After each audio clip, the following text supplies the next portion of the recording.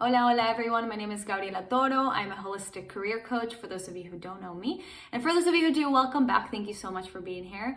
The holistic aspect of my title, I added it recently and it'll all make sense at the end of the video, but I just want to go straight into it because your time is precious, and that's exactly what we're talking about today, is digital wellness and the quality of your technology use. Now, more specifically, I'm going to really teach you today. You're going to leave divorcing the scroll hole and actually loving your online business again. So it's been a long journey for me. I've been an entrepreneur for 4 years now, and it all started as me being a baby health coach. I helped people with their health. Then I fell in love with helping other coaches start their online businesses. So I became a mentor for coaches. And so I started with success coaching, then I dove into career coaching. And then I realized that there was a huge gap in the way that I was doing my career coaching. So to give you an example of what career coaching is and what I do, I coach baby hungry entrepreneurs just getting started in an online business, letting go what doesn't serve them, all those patterns, limiting beliefs, bad relationships, over consuming, over creating, to attract and accept the new reality that really inches them closer to their true meaning of success and happiness, so they can actually learn how to fund it, right? So that first part kind of explains to you why I call it holistic career coaching. And it's because I really think that we need to dive into ourselves a little bit extra, because technology is becoming a huge distraction. And that's really where we overcomplicate it. See, success is something that we give meaning to, we work towards, but we really are fogging its true meaning. And that is due to our fast-paced, social media dependent world. And so that's really where I saw the gap, was where people were really rewarding distraction and fogging their true meaning of life and success. So it had no point me teaching people how to start online businesses when they really didn't even know what success and happiness was to them. And so I started noticing my clients were unhappy. They were getting depressed. They were getting overwhelmed. They started getting imposter syndrome. And don't get me wrong, I used to do this too, but I started subconsciously adopting habits that incorporated digital wellness in my day-to-day routine, but I just didn't even know what it was. I watched The Social Dilemma on Netflix, and I was looking up online. I really was interested in the subject because it finally showed me why my clients were going through this and why I overcame it. And so I got certified in digital wellness. I took it seriously. I took matters into my own hands. So when I got certified, I was so shocked by the stats. My clients were part of those stats. I was part of those stats, and I decided to do something about it. First is this video. And then I created a course, and then I launched a freebie, and I did all these things with the digital wellness topic because it's so important and it'll change the way you see technology. So let me give you some stats that really were alarming to me so you can kind of get a glance of what I'm talking about, and then we can dive into 5 steps to start incorporating digital wellness into your day-to-day routine to just run your online business without losing your mind. So the first stat that really caught my attention was that worldwide, 420 million people are estimated to suffer from internet addiction and social media overuse.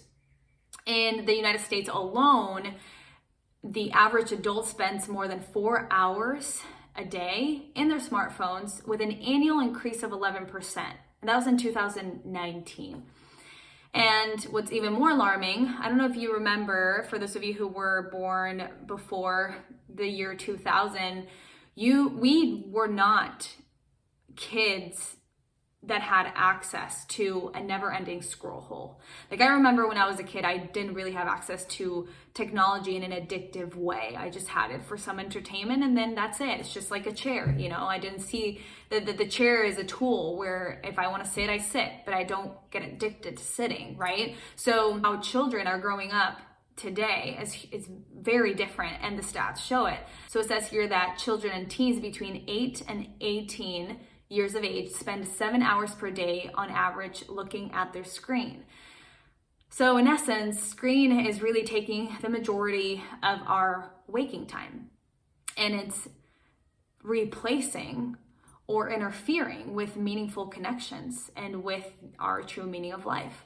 So I just want to reiterate and make it clear before we dive into taking action that we're all part of an experiment. Even the people that started these apps and started these softwares, they really don't understand how humanity is going to adapt to all of these new updates, okay? So we're all part of this experiment, and I want to normalize that our feelings are completely normal. No one really knows what the F is happening. So it's important for you to build awareness on your current situation so you know how to take action yourself. And so these apps are designed to maximize how much time and attention we invest in this. And sleep is actually identified as the biggest competition for these developing softwares. Actually, the founder and CEO of Netflix said that their biggest competition was sleep. Not Hulu, not Amazon Prime, sleep. So that tells you that is normal that you're addicted to your phone. It is normal. And it is normal that it's becoming a norm in your life. So give yourself some grace and understand that we're all going through this together. Now, let's set the intention before we dive into the solutions of digital wellness. So understand that our thoughts create our reality. What we think becomes what we feel, which dictates our actions, which then gives us the result that we experience. So what do I mean by this? You are in charge of your current reality. If you're not happy with your life, that's on you, okay? So it's important to understand that we have the choice right now to take action, to change our reality, whether that's making more money, whether that's being happier, whether that's having more relationships, whether it's having more meaningful relationships, whatever it is, you have the choice to do this today.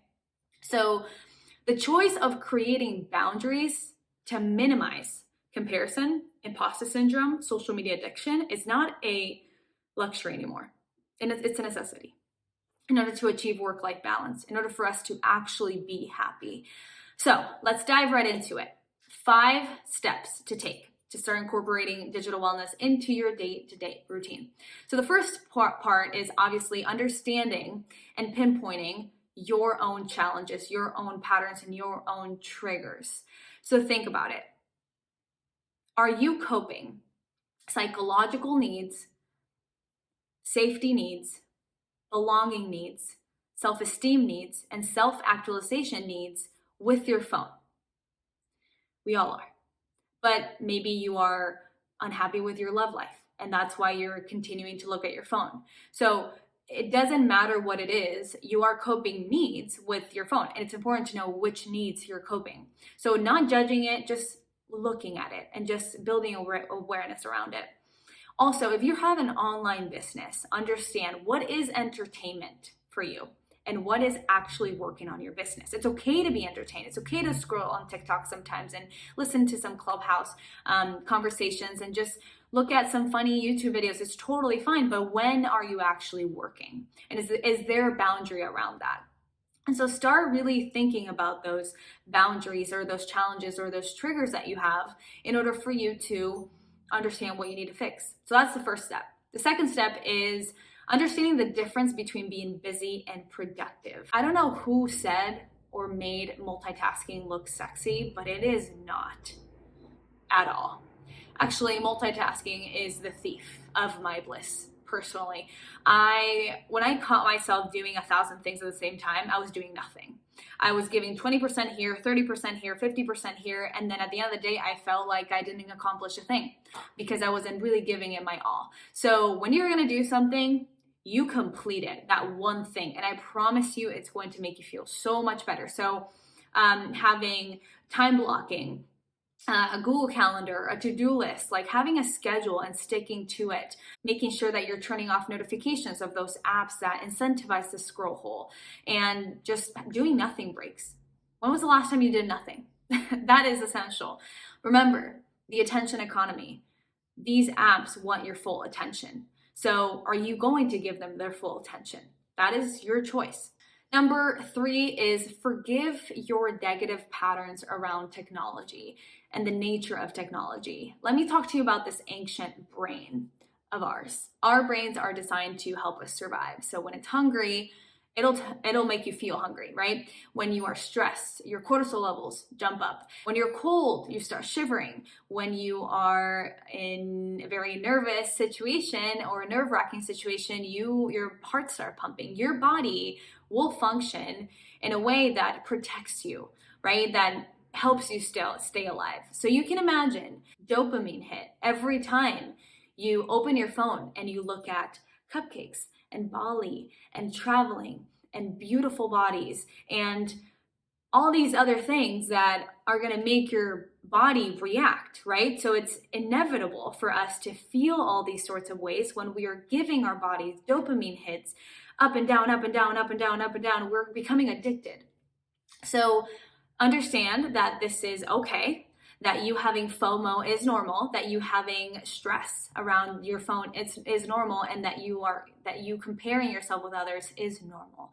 Just be patient with yourself because there are solutions, but this is an ingrained behavior you have to overcome. 4 is determine and understand your invisible fences. Invisible fences is a term that they use in digital wellness, but it pretty much means boundaries, but it's your invisible fence. No one really sees it, but you know it because you know your triggers. So for example, communicating with your family members, with your coworkers about digital culture is incredibly important. If they don't even know what it means, if they don't even know what it is, how can you even go about it? How can you set your boundaries? So starting to have conversations, understanding what their ingrained behavior is, and just overall work it out together. Have it as a culture within your practice, within your team, or within your clients is incredibly important as well. So you set your own boundaries for working hours and when you check emails and when you respond, as well as when you come home, when you can be bothered, when you want to really concentrate and do your tasks, all those sorts of things. When you do set your boundaries, make sure that you voice it, whether it's at home or at work. Also, I'm going to give you a quick exercise to take home, which is fubbing. Fubbing means when you are looking at your phone and you are not paying attention to the person in front of you. We do this all the time, multiple times a day. It's an ingrained behavior. Now, what's important about this is that even if you're conscious about fubbing, you will still fub. And I actually did this experiment myself. I was understanding the concept of fubbing, I was studying it, and that day I told my boyfriend, I'm going to do this experiment. I can't wait to tell you about it. And I didn't tell him what I was doing. So I counted how many times I fubbed him and how many times he fubbed me. And I fubbed him 7 times. 7. I know that I was doing this experiment. I know what fubbing is. I was studying. I was passionate about the subject and I still fubbed him. It was an unconscious behavior. I didn't mean to, but it just happened. And he fubbed me 24 times, which is obviously understandable because he had no idea what I was doing. So this is a completely normal behavior that we've adopted throughout the years, but just building awareness around that might really shock you and might start a conversation with the person that you live with. So it's a really good exercise to take home. And lastly, number 5, focus on what you can control.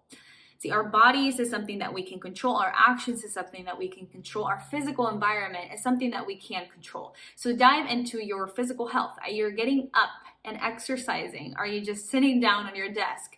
Are you actually having a good work environment? Do you have boundaries regarding that? Do you have any sort of digital feng shui? Do you have a mess, digital clutter?